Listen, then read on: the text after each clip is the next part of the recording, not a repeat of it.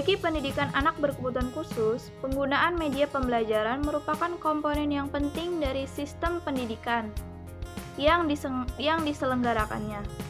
Media pembelajaran yang tepat bagi anak berkebutuhan khusus adalah media yang telah dimodifikasi agar sesuai dengan tingkat kebutuhan para peserta didik. Karena tidak semua media yang berada di masyarakat dapat digunakan dalam pembelajaran anak berkebutuhan khusus. Ketidaksesuaian media pembelajaran dengan tingkat kebutuhan anak berkebutuhan khusus menyebabkan anak berkebutuhan khusus belum termotivasi sekaligus mengembangkan sikap dan kemampuan kepribadian anak. Bakat kemampuan mental sampai mencapai potensi mereka yang optimal. Oleh karena itu, diperlukan pengembangan media pembelajaran yang diupayakan sesuai dengan kebutuhan anak-anak berkebutuhan khusus, sehingga media pembelajaran tersebut dapat dimanfaatkan kelebihan-kelebihan yang dimiliki oleh media tersebut dan menghindari hambatan-hambatan yang mungkin akan muncul dalam proses pembelajaran. Kemudian, dalam menentukan media pembelajaran yang tepat bagi anak dengan hambatan pendengaran, ada beberapa karakteristik yang perlu dipahami, yaitu yang pertama, kesesuaian dengan tujuan. Pembelajaran dilaksanakan dengan mengacu pada tujuan yang telah dirumuskan. Maka, pemilihan media hendaknya menunjang pencapaian tujuan pembelajaran tersebut. Kehadiran media dalam pembelajaran adalah untuk mendukung pencapaian tujuan pembelajaran agar lebih efektif dan efisien.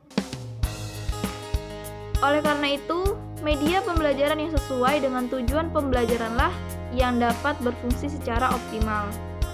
Kemudian, ketepatgunaan. Tepat guna dalam konteks media pembelajaran diartikan sebagai pemilihan media yang telah didasarkan pada kegunaan.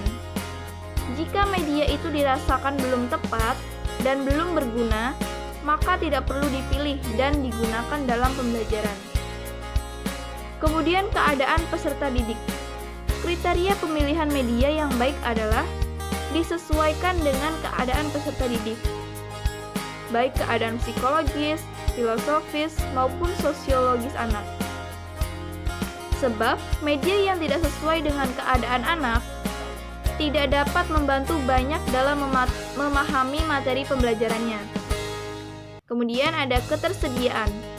Walaupun suatu media dinilai sangat tepat untuk mencapai tujuan, pembelajaran media tersebut tidak dapat digunakan jika tidak tersedia. Kemudian, biaya kecil. Faktor biaya seringkali menjadi pertimbangan utama dalam pemilihan media dalam media pembelajaran. Biaya yang dikeluarkan untuk memperoleh dan menggunakan media hendaknya benar-benar seimbang dengan hasil yang akan dicapai. Kemudian, keterampilan guru.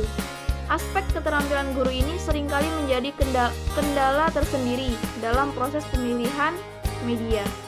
Banyak guru yang memilih media sederhana dengan alasan tidak bisa mengoperasionalkan media yang lebih canggih ataupun lebih modern. Padahal dari sisi hasil, media yang lebih canggih bisa menghasilkan pembelajaran yang lebih optimal. Kemudian, mutu teknis. Kualitas media jelas mempengaruhi tingkat ketersampaian pesan atau materi pembelajaran kepada anak didik. Untuk itu, media yang dipilih dan digunakan hendaknya memiliki mutu teknis yang bagus.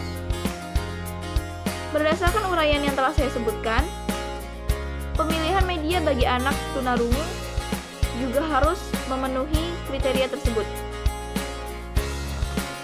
Hanya saja, dalam prakteknya, pemilihan media masih belum disesuaikan dengan karakteristik anak.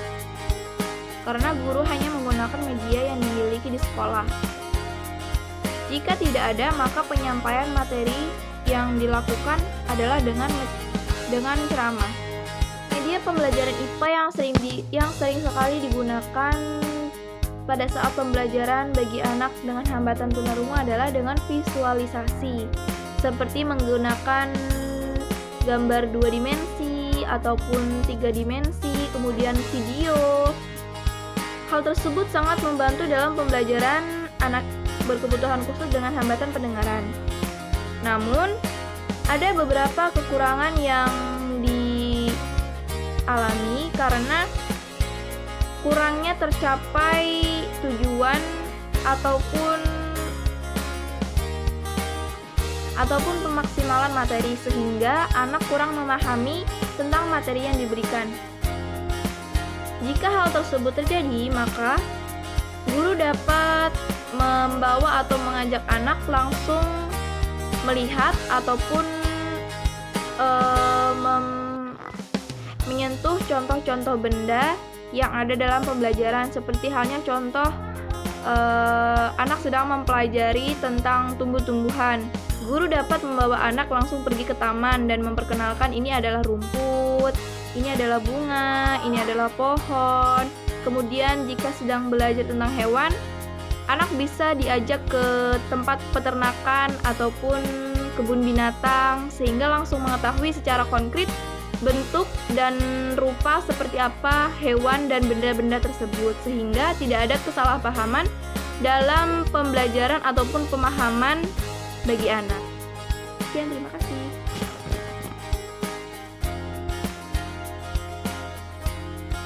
Assalamualaikum warahmatullahi wabarakatuh.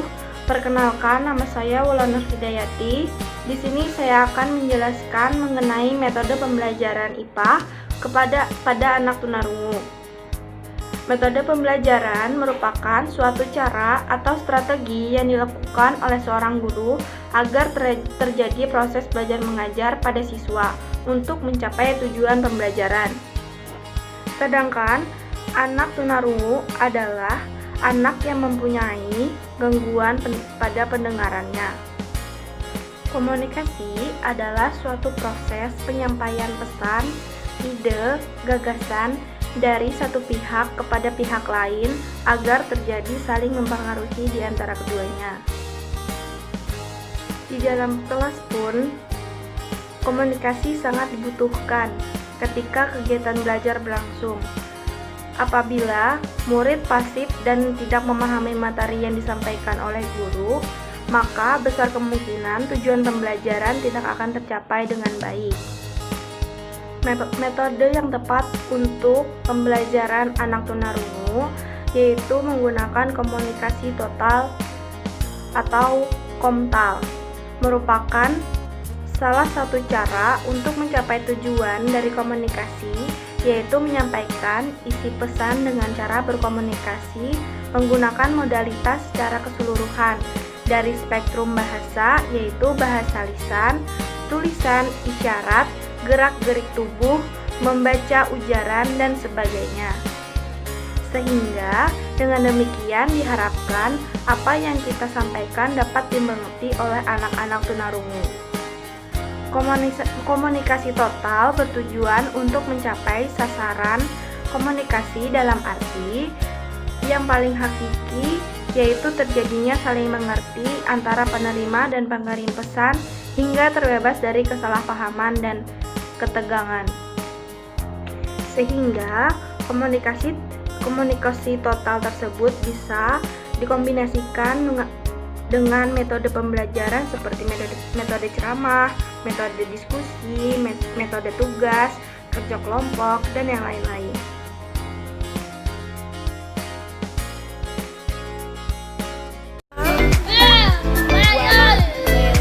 Ini